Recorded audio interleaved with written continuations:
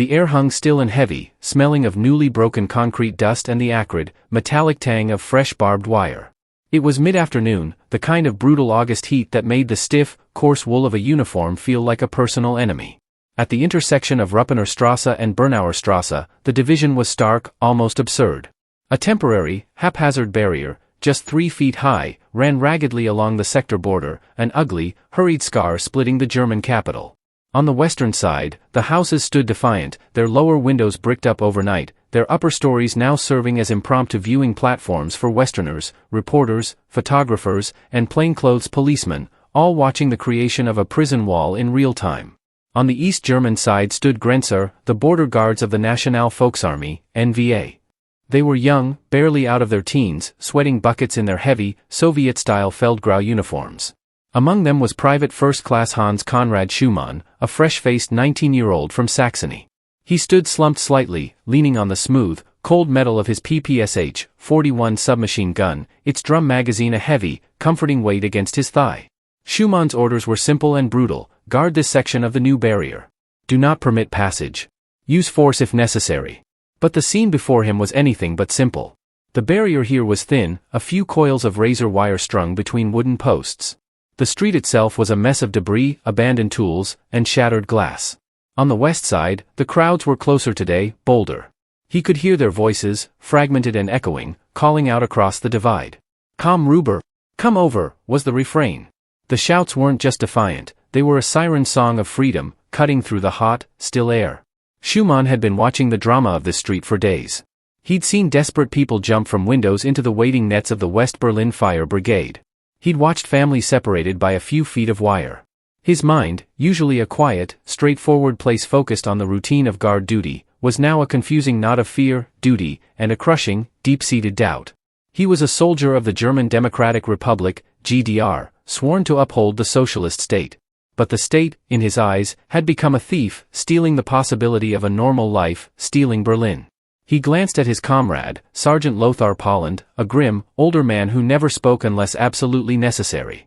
Polland was posted 10 yards down, his back to the wall, his eyes scanning the rooftops with an unnerving, professional intensity. Polland was loyal, a true believer, and Schumann knew he could expect no mercy, no shared moment of doubt from him. If he made a move, Polland would report it. Or worse. A knot of Western reporters had zeroed in on their position. Among them, cameraman Peter Labing and journalist Dieter Goals were setting up near a parked car. They weren't hiding their presence, in fact, they were deliberately drawing attention. Their large, clunky camera, perched on a tripod, was pointed directly at Schumann.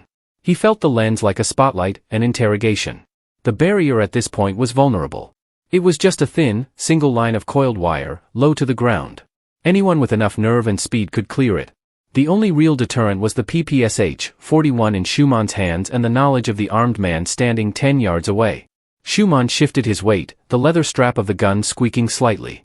He looked down at the cobblestones, then up at the intense blue of the sky. The shouts from the west were now personalized. "You're 19, boy. Don't let them trap you." He knew they had identified him, maybe from earlier shifts. They saw not a faceless guard, but Conrad Schumann. A man. The decision didn't come as a slow, reasoned thought. It arrived as a sharp, sudden pain in his chest, a realization that staying put meant an endless, gray future, and going meant immediate, terrifying freedom. He felt his hands tighten around the gun, his knuckles white. The camera across the street was a silent, demanding witness. The world was watching, even if it was only a few hundred people at this intersection. He had to move now, while the makeshift nature of the wall still offered a chance, before the cement hardened and the iron bars went up. The moment was suspended, ticking down. Polland was still looking away. The crowd on the west side held its collective breath. Schumann's internal struggle had reached a critical mass. His body felt heavy, rooted to the East German pavement, but his mind was already airborne. He knew the risk was immense, a roll of the dice with his life. If he stumbled, if his gun caught in the wire, if Polland turned too fast, the story would end right here, in a spray of blood and a court-martial. He inhaled, the dusty air scraping his throat. It was time. The fractional second before action felt like an eternity compressed. Schumann's gaze flickered to Sergeant Polland again. The sergeant's head was still down the street, focused on a perceived threat or movement near the apartment buildings. Polland was distracted, but only momentarily. This tiny window of inattention was the only grace Schumann was going to get. His fingers, slick with sweat inside the trigger guard of the PPSH-41, began to ease their grip. The weapon, the symbol of his duty and the means of his potential demise, was suddenly a liability. He couldn't carry it over, the weight, the risk of it catching, the noise of it clanking, all too dangerous. But dropping it would be a clear, unambiguous signal of defection, potentially drawing Pollen's immediate fire.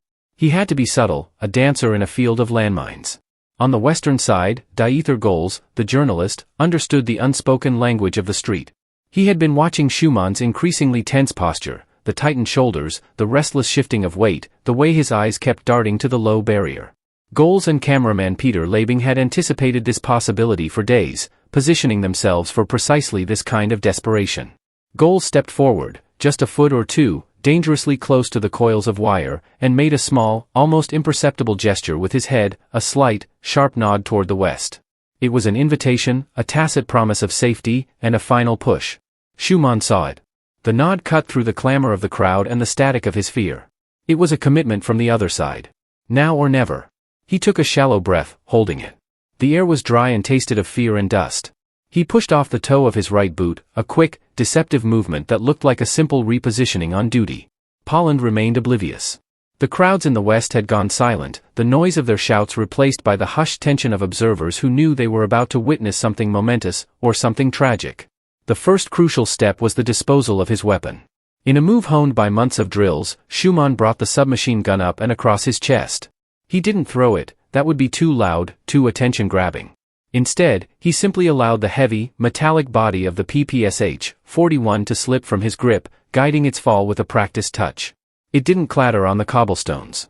It landed softly, almost silently, in a shallow pile of construction sand near a wooden pallet, disappearing from immediate view. The sound, or rather the lack of sound, was his saving grace. He was now unarmed, unprotected, and exposed. The uniform he wore, once a symbol of authority, was now a sign painted on his back for his former comrades to shoot at. The shift from guard to defector took less than 2 seconds. As Pollen finally began to turn, perhaps sensing the absence of sound or the change in the atmosphere, Schumann began to run. Not a desperate sprint, but a controlled, explosive acceleration. He didn't run parallel to the wire, drawing fire down the line. He ran directly at the barrier, at a slight diagonal angle towards the waiting cameraman, Peter Labing. Labing was ready. His finger was pressed to the shutter release. The cumbersome Leica M3 rangefinder camera, typically used for static portraits, was trained on the young Grenzer. He had pre-focused, betting everything on the guard choosing this exact, lowest point of the wire. Schumann's field boots, heavy and reinforced, pounded the dust-covered pavement. 3 steps. He could hear Pollen's startled shout now, a sudden, sharp, wordless noise of realization and fury echoing behind him. It was too late for Pollen to aim, too late for him to truly process the unbelievable act unfolding. Schumann was airborne before Pollen could even bring his own rifle to bear. It wasn't an elegant, theatrical leap, it was a desperate, powerful jump, a supreme effort fueled by 19 years of East German repression and the adrenaline of mortal fear. His body arched over the low, coiled wire barrier. His knees tucked up high against his chest, the heavy uniform momentarily fighting the upward momentum. Labing held the camera steady, the image of the flying guard filling the small viewfinder. He pressed the shutter, not once, but twice, capturing the moment of transition, the very apex of the leap. For a terrifying instant, Schumann seemed suspended in the air, a living sculpture of defiance, his silhouette framed against the western streetscape. His left foot cleared the last coil of barbed wire. His right arm, the one he'd used to guide the PPSH-41 down, was outstretched, reaching for freedom. Then, gravity took over, and he plummeted. The landing was hard, jarring the young man's spine and sending a shockwave up his legs.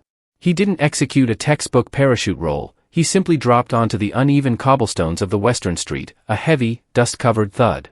He landed on his hands and knees, the coarse fabric of his NVA uniform instantly scraped and torn by the rough ground. For a heart-stopping second, he was a prone target, his face buried in the dirt of the free world. Behind him, the scene exploded into action. Sergeant Polland, now fully aware of the treason that had just occurred 10 feet away, roared a guttural, furious command that was instantly drowned out by the western crowd's spontaneous cheer. Polland scrabbled for his own rifle, the Carabiner 98K, which he had rested against a post. He was delayed by the fact that the rifle was not immediately at the ready, a delay of perhaps 3 seconds that saved Schumann's life. On the West Berlin side, Dieter Goals, the journalist who had signaled the jump, was already moving. He and several plainclothes men, likely West Berlin police officers posing as civilians, surged forward. They didn't pause to cheer or to assess the risk, they moved with the quick, professional urgency of men protecting an asset. Their primary goal was to shield Schumann from any potential gunfire from the east and to pull him to safety, well away from the lethal, ambiguous line of the border. Schumann, driven by pure survival instinct, did not wait for help. He scrambled up, rising to his feet with a painful stiffness. He was disoriented, his ears ringing from the rush of adrenaline and the sudden noise. He still wore the uniform, the high leather boots, the stiff tunic, the Soviet-style cap, making him look like a captured soldier dropped behind enemy lines.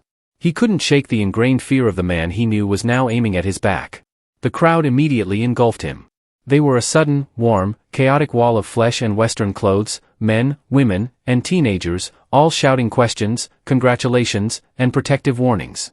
They physically interposed themselves between Conrad Schumann and the thin, hateful line of barbed wire. This human shield, unplanned but highly effective, was perhaps the greatest immediate deterrent to Poland. Firing into a mass of West Berlin civilians, with Western reporters filming, would be an international incident of the highest order, an order Poland was likely not authorized to give, nor willing to risk. As he was being pulled away, Schumann risked one desperate, backward glance. Sergeant Poland was upright now, his carabiner 98K raised, the metallic clang of its bolt action echoing across the divided street. Poland's face was a mask of cold, concentrated rage and disbelief. He had the target in his sights, but he hesitated. The muzzle was pointed, but the hammer did not fall. The wall of people, the glare of the camera lens, the consequences were too great. Poland lowered the weapon fractionally, substituting action with a stream of incoherent, vitriolic shouts aimed at the fleeing figure and the taunting crowd. Schumann did not wait for Poland to reconsider. He was propelled forward by the hands that gripped his arms and shoulders, hands that were now friendly, saving hands. A tall, sturdy man in a tweed jacket, likely one of the plainclothes officers, shouted directly into Schumann's ear over the din, "Schnell! Into the car! Now!"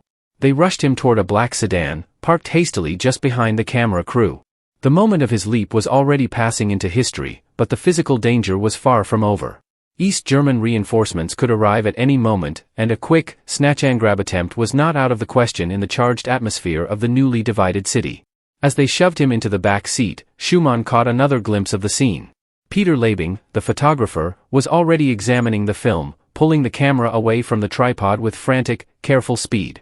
Labing knew, with the certainty of a man who has witnessed an impossibility, that he had just captured one of the most defining images of the Cold War.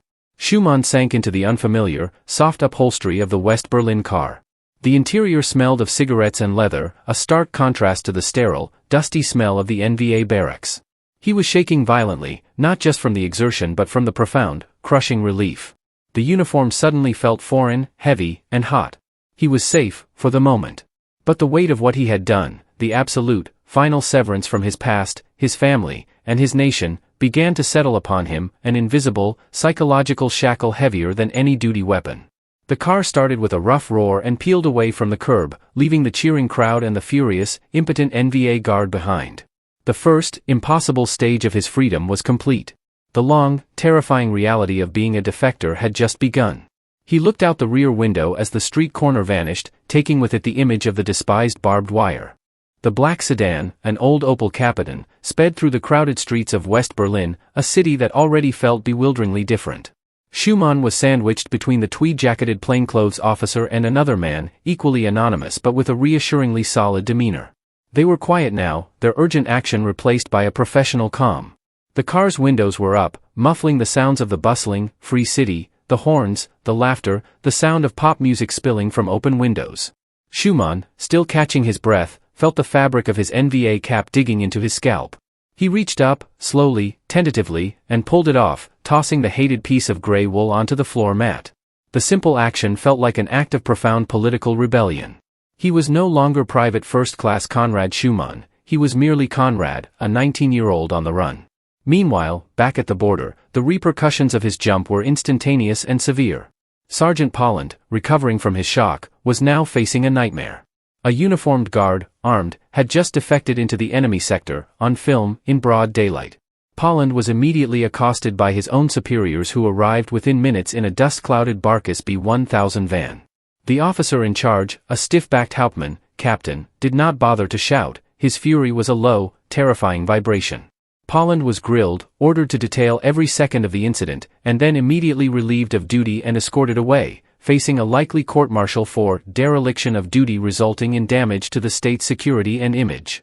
The NVA reaction was not just punitive, it was frantic. Within the hour, the meager barbed wire at the Ruppener Strasse corner was ripped out and replaced. Bulldozers arrived, accompanied by dozens of fresh, heavily armed Volkspolizei, VOPO, units. A new, far more substantial barrier, concrete blocks, rolls of heavy-gauge razor wire, and reinforced steel posts, was erected with horrifying speed. Schumann's leap had inadvertently sealed this section of the border permanently, ensuring that no one else would enjoy the brief, lucky vulnerability he had exploited.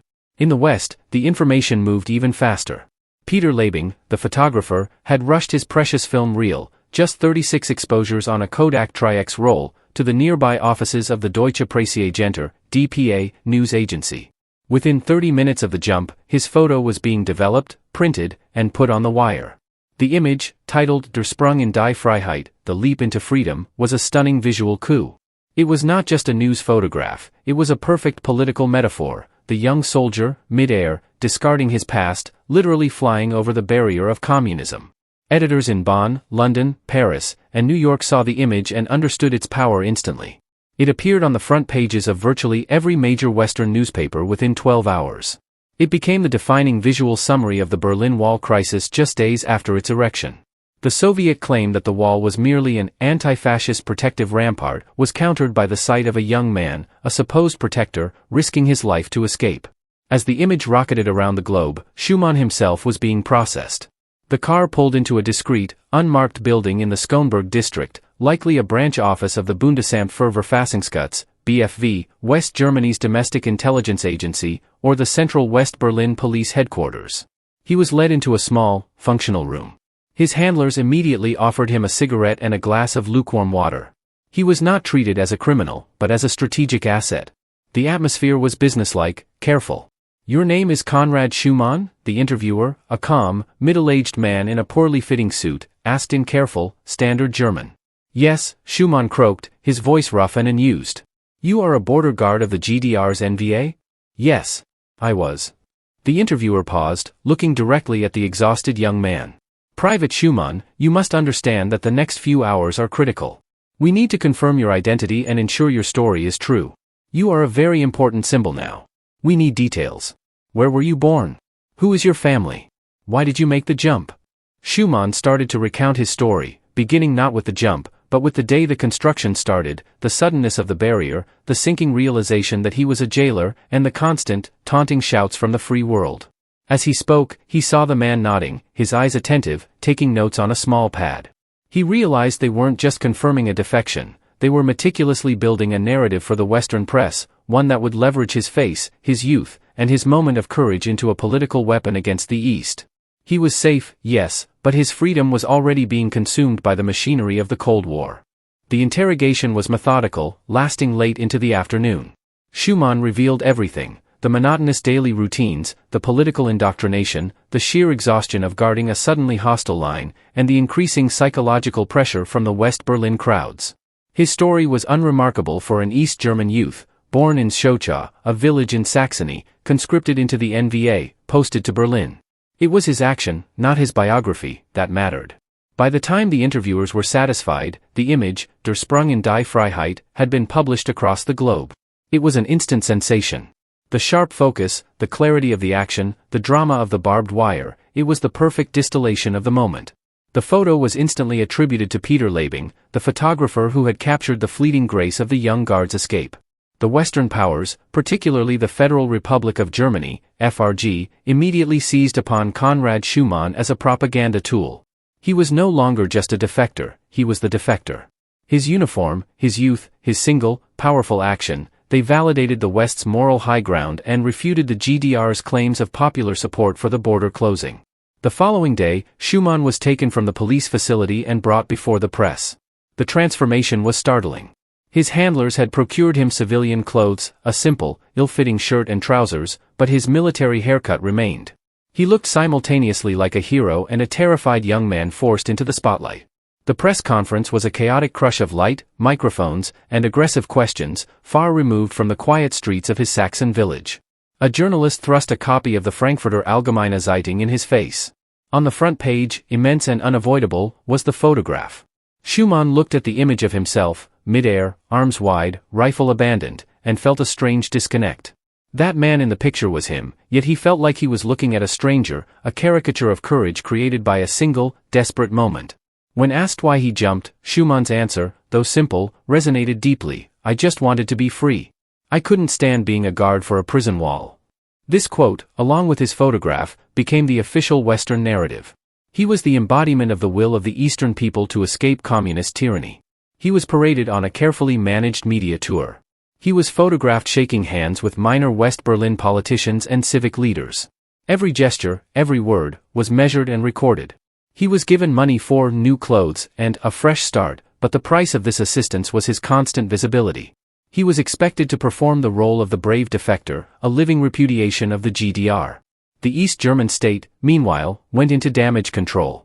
Official reports were issued, denouncing Schumann as a traitor, a common criminal, and a man seduced by the decadence and corruption of the West. They claimed he had been lured by promises of money and was potentially a mentally unstable individual. They immediately scrubbed his name from NVA records and imposed strict security measures on his remaining family back in Saxony, subjecting them to intense surveillance by the Stasi, state security.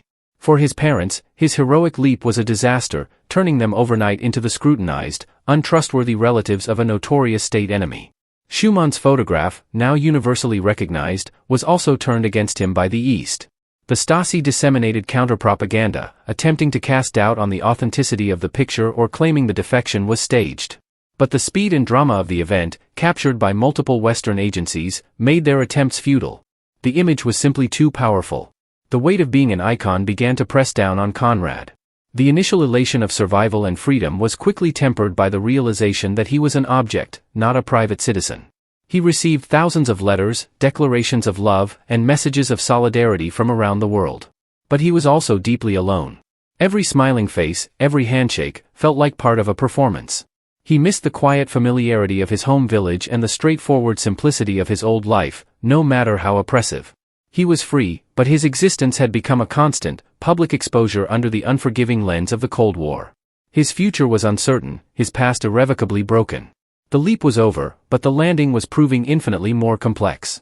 The whirlwind of press conferences and interviews gradually subsided, leaving Conrad Schumann with the stark reality of being a 19-year-old exile in a strange, dynamic, and consumer-driven society. West Berlin, with its neon lights, booming economy, and open culture, was worlds away from the gray, structured discipline of his Saxon upbringing and NVA life. He was a symbol of freedom, but he was financially dependent and psychologically adrift. The West German government and various aid organizations provided him with temporary housing and support, acknowledging his propaganda value. He was relocated out of West Berlin quickly, too exposed, too close to the jurisdiction of the Stasi kidnappers who often operated right on the sector boundaries. He was moved to the relative safety of the Federal Republic of Germany, FRG, proper, specifically to Bavaria, a region he knew nothing about, separated by hundreds of miles from his home. His initial attempts to find stability were difficult. He had only a meager NVA education and no specialized skills applicable to the booming West German industrial economy. He was constantly recognized, which complicated his ability to settle into a normal routine. While people were generally supportive, the constant scrutiny and the expectation that he remain the heroic young defector weighed heavily. He was given a job at a BMW factory in Bavaria, a deliberate choice by his handlers to associate him with a Western symbol of economic prosperity and advanced technology. The work was routine, physical, and a grounding contrast to the political theatrics of Berlin. Yet, even in the factory, the aura of his fame followed him. His co-workers treated him with a mix of awe and distance, perpetually seeing him not as Conrad, the mechanic's apprentice, but as Schumann, the poster boy of anti-communism. The most profound difficulty was the isolation. The jump had made him an instant international celebrity, but it had simultaneously severed him from his entire support network. Communication with his family was impossible, any attempt would immediately expose them to devastating Stasi retaliation. He knew his parents and siblings were being questioned, their lives scrutinized, perhaps even ruined, because of his act of defiance. This gnawing guilt, the knowledge that his freedom was paid for by their suffering, was a constant, heavy burden. He tried to build a new life, a new identity. He learned the rhythms of the West, the democratic politics, the consumer culture, the different dialects of German.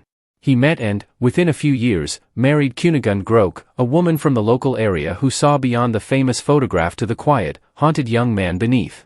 This marriage provided him with the first genuine sense of rootedness and personal safety he had experienced since leaving Socha. However, the shadow of the Stasi never fully lifted.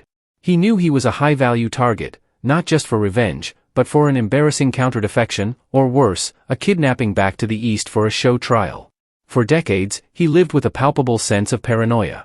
He avoided returning to Berlin, avoided talking about his past with strangers, and constantly checked his surroundings. Every unfamiliar car, every late-night phone call, brought a fresh spike of fear. The Cold War, for Conrad Schumann, was not a distant political conflict, it was a personal security threat that persisted every single day. He wasn't equipped to handle the long-term psychological fallout of his sudden, violent break with his past. He had performed one act of courage, but the decades of exile demanded a different, quieter kind of endurance, the courage to live a life built on a foundation of total loss. He was a hero in the history books, but a deeply lonely man in Bavaria, working his factory job, trying to outrun an enemy that had become entirely internal. The photograph had given him freedom, but it had also defined and imprisoned him in an image he could never escape. While Conrad Schumann was trying to blend into the life of a Bavarian factory worker, the image of his leap was achieving immortality. The photograph, Der Sprung in die Freiheit, became one of the most widely reproduced images of the 20th century. It transcended simple photojournalism, it became a historical document, a piece of political artwork, and a universal symbol of human yearning for liberty. The picture was ubiquitous. It was printed on postcards and posters, reproduced in textbooks across the Western world, and featured in countless documentaries and museum exhibits dedicated to the Cold War. It was used in Western election campaigns, a silent yet powerful argument against socialism and for democratic values. The image was simple, powerful, and needed no translation. A man is running from one system to another, and the cost is immediate, physical danger. The young soldier's uniform only intensified the message, showing that even the oppressors were seeking escape. The photographer, Peter Labing, achieved instant fame and, more importantly, financial security. He was paid handsomely by the various agencies that ran the image. This was a complex, transactional relationship that Schumann was never fully privy to. He was the subject, the icon, but not the owner of the image. The photo's ownership and the licensing rights belonged to the news agency that distributed it. Schumann received initial, modest financial support for his defection and cooperation, but he did not receive ongoing royalties from the image that made him famous. This created a peculiar, lifelong dynamic. Schumann was constantly famous, instantly recognizable to anyone with a passing knowledge of Cold War history, yet he lived a life of relative financial modesty in comparison to the global currency of his likeness. He was a millionaire in fame, but a working-class man in reality. The image was also reproduced and interpreted in countless forms of art. Most famously, a monumental bronze sculpture titled Mauerspringer, Wall Jumper, inspired by the photograph, was erected in a park in Italy, further cementing his action as a piece of universal heritage. His silhouette, frozen in the act of leaping, was utilized in graphic art and protest movements, long after the immediate crisis of 1961 had passed. For Schumann, the photograph was a double-edged sword. It was the proof of his defining act of courage, the documentation of the single decision that saved his life and determined his entire future. Yet, it was also a constant, unwelcome reminder of the home he lost and the perpetual danger he faced. He often felt a deep sense of separation from the heroic figure in the picture. That man was young, impulsive, and fearless. Conrad Schumann, the Bavarian factory worker, was older, weary, and perpetually looking over his shoulder. The image, in a strange twist of history, became its own historical force, doing more for the Western cause than 1,000 speeches. It illustrated the human toll of the Iron Curtain in a way that statistics never could. It was an enduring, visual rebuke to the Soviet system. Decades passed. The image remained current. Young people who were not yet born when he jumped studied the photograph in history class. Schumann knew he could never fully escape his past, not because the Stasi was actively hunting him, though the fear persisted, but because the world would not let him. He was permanently enshrined as the Mauerspringer, the eternal young soldier leaping into the unknown. His identity was no longer just Conrad, it was the black and white print, reproduced millions of times over. This iconic status, while bringing a certain respect, also ensured that his psychological wounds remained perpetually fresh, opened every time a newspaper ran a retrospective or a new documentary aired. He was frozen in time, eternally mid-leap. The pervasive sense of being watched never truly left Conrad Schumann. For a defector of his profile, the threat from the Stasi was real, even if remote. The East German state employed aggressive tactics against high-profile escapees, ranging from relentless surveillance of their relatives to outright assassination and kidnapping plots. Schumann understood that he was not just a symbol, he was a liability to the GDR and a potential target for neutralization. His life in Bavaria was characterized by routine and caution. He sought stability through his job at the BMW plant, the repetitive nature of the work providing a psychological barrier against the chaotic emotions he carried. He drove the same route, kept the same working hours, and was intensely protective of his privacy and his marriage to Kunigund. They settled in the small, quiet town of Egenhofen, deliberately choosing a location far from the political hotspots and the open border. But the isolation was profound. His family, his entire social network from his youth, was 1,000 kilometers away, sealed off by the very wall he had escaped. He endured decades of silence from his mother and father, his siblings, and his childhood friends. This enforced severance led to long-term psychological distress. He suffered from bouts of depression and anxiety, symptoms of a trauma that had no easy outlet. How do you explain to your wife, who knew only the free world, the terror of believing every passing delivery van might contain agents ready to drug and abduct you? He developed coping mechanisms that bordered on paranoia. He rarely discussed his jump, even with close friends, preferring to let the public image do the talking while he retreated into his private life. He would frequently change the route he drove home, check locks multiple times, and avoid certain public gatherings. He had a deep, distrustful skepticism towards authority, born from his betrayal by the East German regime. The emotional burden was compounded by the complex moral ambiguity of his act. While the West hailed him as a hero, he knew the jump had permanently damaged his family. The Stasi records, later revealed after the wall fell, documented the intense surveillance and official harassment directed at the Schumann family in Socha. They were perpetually suspected, denied opportunities, and made to feel the full, crushing weight of state displeasure. Schumann carried the guilt of this retribution on his conscience for the rest of his life. His freedom was undeniable, but it came at an immense, communal cost he could never repay. There were moments when the pressure became too much. The gap between the image of the fearless hero and the reality of the haunted exile was vast. He was interviewed occasionally by journalists, always drawn back to the same story, the same moment in 1961. He found these encounters exhausting and intrusive. He was asked to repeat the narrative of courage, but the truth was that the subsequent decades had required more emotional strength than the initial, adrenaline-fueled leap. He sought solace in his craft, becoming a master wine barrel maker, a trade that demanded meticulous attention to detail and provided a sense of tangible accomplishment, a contrast to the abstract, ideological battle he was conscripted into. This pursuit of normalcy was his ultimate act of defiance against the regime that had sought to destroy his personal life and turn him into a political machine part. Yet, even in the quiet sanctuary of his workshop, the famous black-and-white image, the ghost of his 19-year-old self, always lingered, a fixed moment of flight casting a long, unmoving shadow over his life in the West. The moment the news broke, 28 years after his impulsive leap, the entire world held its breath. November 9, 1989. The Berlin Wall, the hated, physical manifestation of the Cold War, was open.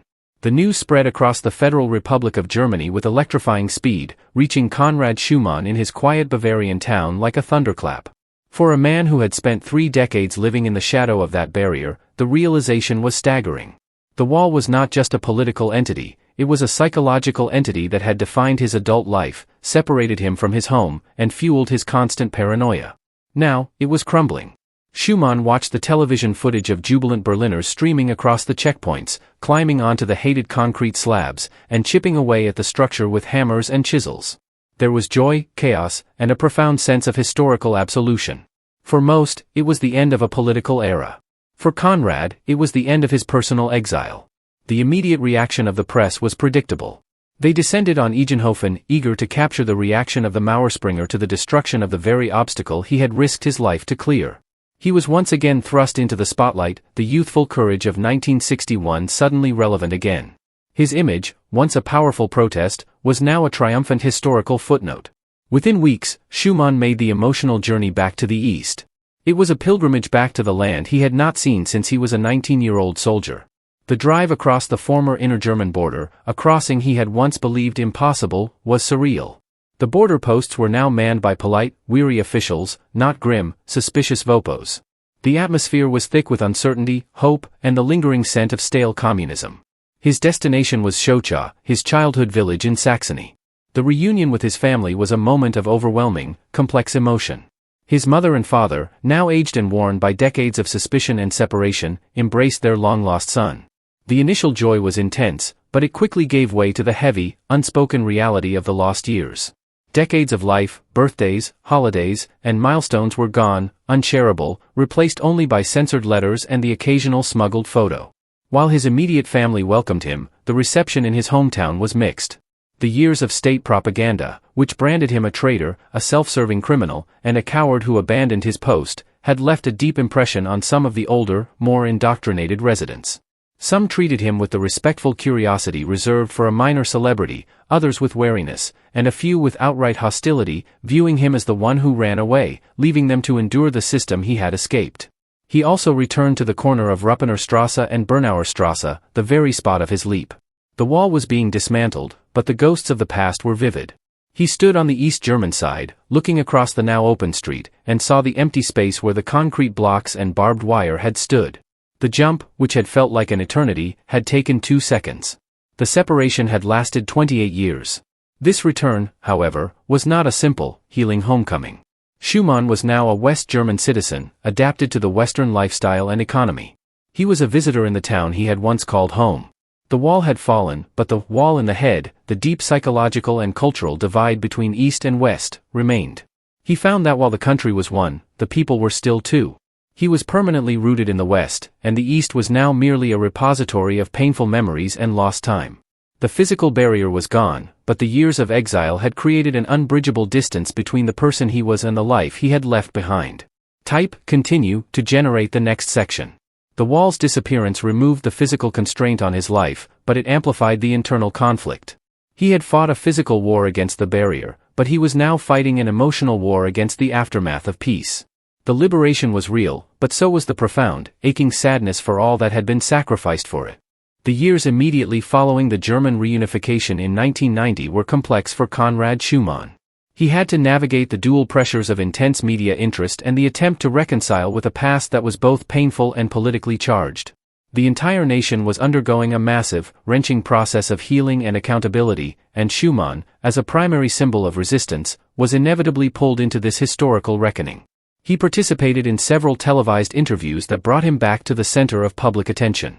Journalists were keen to explore the human cost of the division, and Schumann's quiet, reflective demeanor provided a powerful contrast to the sensationalism of his jump. He spoke about the terror, the isolation, and the decades of paranoia, giving a voice to the countless other escapees who never achieved his level of fame.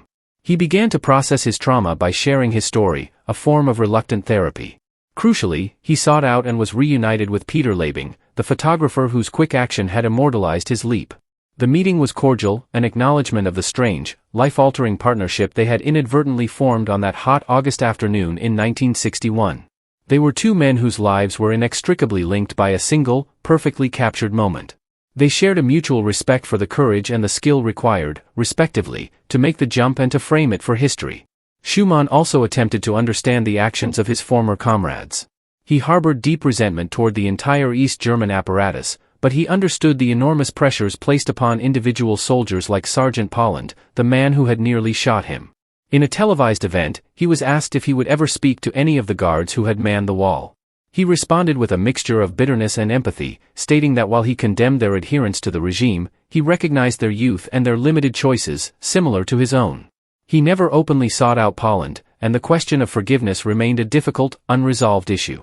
However, the reunification did not bring total closure. The vast records of the Stasi, meticulously preserved, became available for public scrutiny. Schumann, like many others, accessed his file. Reading the cold, bureaucratic accounts of his family's surveillance, the petty persecutions, and the state's efforts to malign his character brought the full scope of his sacrifice into chilling focus. The reports confirmed his worst fears. His escape had, indeed, devastated his family's standing and security in the GDR. This discovery reignited his inner turmoil. He was free, but the East German state had extracted a terrible price from those he loved. The guilt, the knowledge that his freedom was bought with their suffering, was a psychological weight that refused to lift, even with the physical barrier gone. He had jumped to escape a prison, only to find that he had sentenced his family to one. The political landscape also shifted dramatically.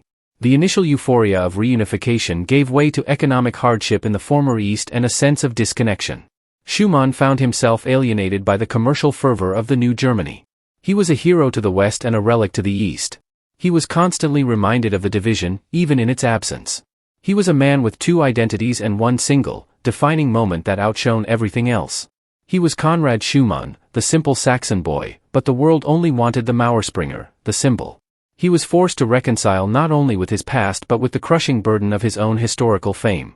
Despite the triumph of reunification and the physical erasure of the wall, the psychological barrier for Conrad Schumann remained intact, built from years of fear, isolation, and guilt. The initial relief of 1989 gave way to a deeper, more chronic sense of being unmoored. He had achieved freedom, but he had never truly achieved peace. The fame was a relentless, low-level irritant. He was often approached by tourists or history enthusiasts who wanted to shake his hand, ask him the same questions, or simply gaze upon the man in the picture. He accepted it as an obligation, a necessary toll for his freedom, but it prevented him from ever truly disappearing into the normalcy he craved in Bavaria. His identity was externally defined, anchored to a single, explosive event in his youth, rather than the quiet life he had built as a master cooper. The inability to fully integrate back into his home region after decades of absence, coupled with the profound sense of loss for the family time stolen by the Cold War, contributed to a deepening sense of despair. He often remarked in later interviews that his true home was neither the Bavarian town where he lived nor the Saxon village where he was born, but somewhere in between, a psychological no-man's land created by the wall itself. He was caught between two worlds, belonging fully to neither. His life became a series of memorials and historical anniversaries. He was asked to appear at ceremonies commemorating the jump, the wall's construction, and its fall. Each event forced him to relive the most terrifying and exhilarating 2 seconds of his life, a traumatic loop that offered little respite. He remained polite and stoic, fulfilling the role of the national hero, but inside, the burden of the memory and the weight of his guilt over his family's suffering intensified. As the years progressed, Schumann's mental health deteriorated. The constant pressure of historical expectation, the unshakable paranoia instilled by the Stasi threat, and the decades of suppressed trauma finally caught up to him. He was one of many victims of the wall who found that the structure's physical removal did not equate to emotional healing. The act of jumping had required a superhuman burst of impulse and courage. Living with the consequences required a sustained, quiet resilience he ultimately could not maintain. He continued his work as a cooper, his hands expertly shaping wood, a stark contrast to the political currents that had shaped his life. He was a good husband and a respected member of his Bavarian community, but the shadow of Bernauer Strasse never left him. In June 1998, nearly 9 years after the wall fell, Conrad Schumann ended his own life. He was found near his home in Egenhofen. He was only 56 years old. His death shocked the nation and forced a difficult public conversation. The hero of the Cold War, the symbol of freedom, had succumbed to the wounds inflicted by the very conflict he had so dramatically escaped. His passing served as a tragic, visceral reminder that the end of the Cold War did not mean the end of the pain for its victims. He had conquered the external enemy, the wall, but had been defeated by the internal enemy, the trauma it left behind. His iconic leap, which brought him freedom, ultimately became an act he could never fully outrun. The price of that 2-second sprint was paid over 3 agonizing decades. The tragic death of Conrad Schumann in 1998 brought renewed attention to his life and the iconic image of his jump. It solidified his story not just as one of courage, but as a profound testament to the psychological toll exacted by totalitarianism and geopolitical division. The narrative shifted from simple heroism to a more complex, melancholic understanding of survival. In the years following his death, the legacy of Conrad Schumann has been carefully preserved and memorialized. His image, Der Sprung in die Freiheit, continues to be one of the most powerful and recognizable photographs in modern history, taught globally as the single-frame embodiment of the Berlin Wall's brutal erection. The corner where he made his leap, the intersection of Ruppener Strasse and Bernauer Strasse, became a significant memorial site. After the wall's dismantling, much of the area was cleared, but the memory of the escapes and the lives lost there was fiercely protected. At that exact spot, an artistic memorial was erected, the Mauerspringer Memorial. This installation, often featuring a subtle sculpture or plaque, ensures that the specific geography of his defiance is never forgotten. While the original sculpture inspired by his jump resides in Italy, this site marks the physical location of his decision. Furthermore, a specific, lasting tribute was realized in 2009. A bronze statue of Conrad Schumann was unveiled near the junction of Bernauer Strasse and Ackerstrasse. This statue is not merely a static portrait, it captures the dynamic moment of his leap. Depicting the young soldier, mid-air, forever suspended over the remnants of the border, it serves as a permanent, three-dimensional representation of Peter Labing's photograph. The statue is called the Leaping Border Guard and is intentionally placed near the Berlin Wall Memorial, ensuring that every visitor to the historic site sees and remembers the sheer human impulse that drove the escape attempts. Schumann's life and death continue to contribute to the ongoing historical discussion about the consequences of the Cold War. Historians and psychiatrists often cite his case as a poignant example of the Mauerkrankheit, wall sickness, the collective term for the specific trauma and psychological difficulties experienced by both escapees and those left behind in the GDR. His story is a recurring motif in documentaries, a necessary reminder that the end of a conflict does not instantaneously heal the scars it leaves on individuals. The story of Private First Class Conrad Schumann is ultimately a story about the devastating power of a single moment. In 1961, he made a split-second decision that transformed him from an anonymous border guard into an eternal symbol. He gained immediate, profound freedom, but at the cost of a lifetime of peace. His leap provided the free world with an image of hope and defiance that galvanized international opinion. Yet, for the man himself, the moment of flight was less an end to his struggle, and more the beginning of a long, lonely endurance test. He never truly landed from that jump. His legacy is now fixed, the eternal silhouette, leaping over the coil of barbed wire, a young man defying an empire. The image, powerful and clear, overshadows the tragedy of the man who created it. But when you look closely at the photograph, at the intensity of the motion and the desperate angle of his body, you see not just a hero, but a human being making the last, frantic plea for his soul. His story remains a stark, necessary counterpoint to the political narrative. The personal price of liberty is sometimes higher than the cost of oppression.